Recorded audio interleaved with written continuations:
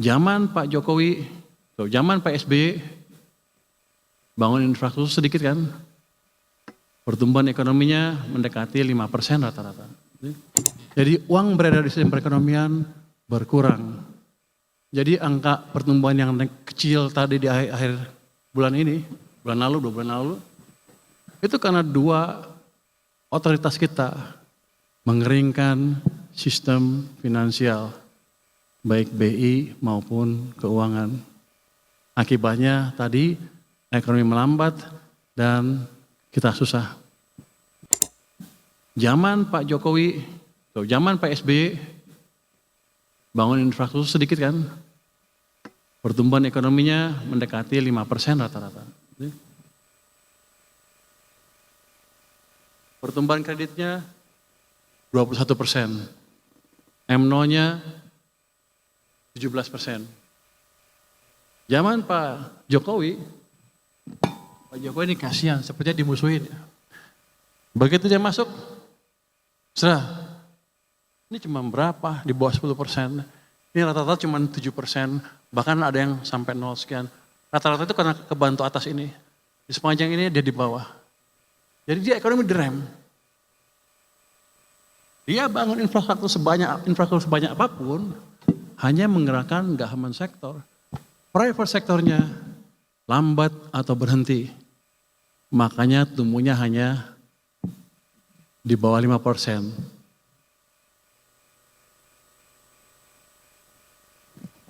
Zaman sekarang, ini dibunuh. Private sektor pasti nggak jalan kalau nggak kita balikin nih. Terus government-nya juga masih baru, belum berjalan dengan cepat. Jadi kalau kita lihat apa? Sebelah sana mesinnya mesin swasta, 90% dari ekonomi. Sebelah sana mesinnya mesin pemerintah yang 10% dari ekonomi. Dalam 20 tahun terakhir ini, mesin ekonomi kita pincang. Satu jalan sana swasta, di sini satu jalan hanya pemerintah. Swasta 6, pemerintah 5. Gimana kalau dua-duanya dijalankan? Base-nya kan 6 kalau swasta. 6 tambah sekian, jadi 6,5%, 6 sampai 6,5%. Enggak susah-susah amat dalam waktu setahun 2 tahun.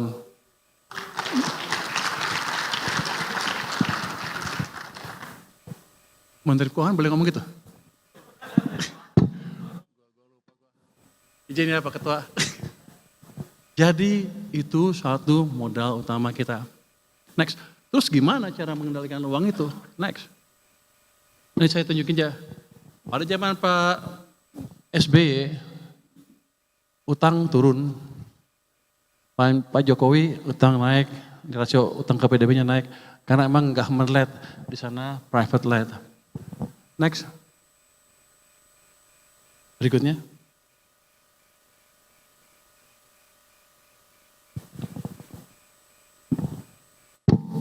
Ini gak ada wartawan kan ya?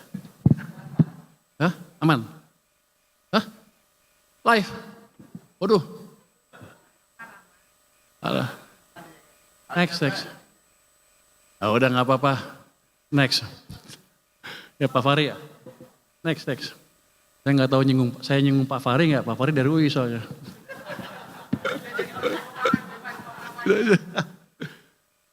Salah satu yang penyebab kenapa uang itu kering dari sistem seringkali berhubungan dengan kemampuan pemerintah membelanjakan anggaran ya. Pemerintah kan ngeluarin utang, tarik pajak, uangnya taruh di mana? Taruh di BI. Mereka pikir, oh aman, uang saya aman di sana, bagus. Tapi yang mereka lupa, ini kan ada sistem uangnya. Tarik sini, di sana kering. Ini saya tunjukin, ini uang pemerintah di Bank Sentral tuh naik turun, gede sekali, kadang-kadang sampai hampir 800 triliun. Tanpa mereka sadar karena mereka nggak monitor. Di tahun 2021 saya contohkan ya, waktu uang itu kering, kita paksa uangnya masuk ke sistem di sini. di bulan Mei 2021. 300 triliun masuk ke sistem, itu yang memulihkan ekonomi. Dan ini manajemennya mungkin kalau untuk saya sih kurang efektif. Kenapa? Ini uang pemerintah di perbankan kadang-kadang bisa sampai 800 triliun di bulan Juni kemarin, 428 di BI, 394 di bank swasta. Sekarang di bank sentral ada 538, tapi terakhir 428, 425 lah. Kalau itu saya balikin ke sistem, maka ada pertambahan yang disebut M0 atau likuiditas tadi. Itu dosa satu. Next. Berikutnya.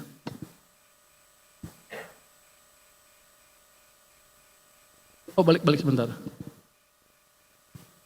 Anda perhatikan di sini. Desember 2024. Ini total uang pemerintah di bank 495 di BI, 319 di bank umum. Di akhir tahun mereka punya cash sebesar ini nganggur. Cash itu bukan cash gratis, itu dikeluarkan, didapatkan dari utang lah boleh kita bilang. Jadi kalau bunganya 7%, 8 kali 7, 8 kali 7 itu 56 triliun bunga yang kita bayar untuk uang yang nggak dipakai. Itu efisien apa enggak? Saya nggak tahu. Tapi dari situ aja ada pemborosan, ditambah dari tadi dengan uang yang di sistem, ditarik dari sistem. Jadi kita punya dosa yang cukup besar juga. Cuman pengamat-pengamat nggak ada yang tahu. Pasti kalau Pak Roke tahu udah dikilas-kilas sama dia nih. Untung dia nggak tahu. Next. Jadi dampak pertumbuhan tadi terlihat sekali tadi dampak uang tadi saya bilang tadi ekonomi zaman SBY seperti ini, zaman Jokowi seperti itu. Karena supply uang di sistemnya berbeda rezimnya. Next. Tapi berikutnya. Habis ya? Next. Habis. No, yang uang BI mana? Ada tadi. Nah, dosanya bukan pemerintah aja. Bank sentral juga ikut. Ini adalah total open market operation bank sentral. Itu yang netnya 810 triliun rupiah. Jadi mereka menerbitkan surat utang SRBI kepada bank yang di SRBI. Banyak itu. Akibatnya apa? Yang di perbankan juga hilang kan uangnya, masuk sana semua. Jadi uang beredar di sistem perekonomian berkurang. Jadi angka pertumbuhan yang kecil tadi di akhir bulan ini, bulan lalu, 2 bulan lalu, itu karena dua otoritas kita mengeringkan sistem finansial, baik BI maupun keuangan. Akibatnya tadi ekonomi melambat dan kita susah.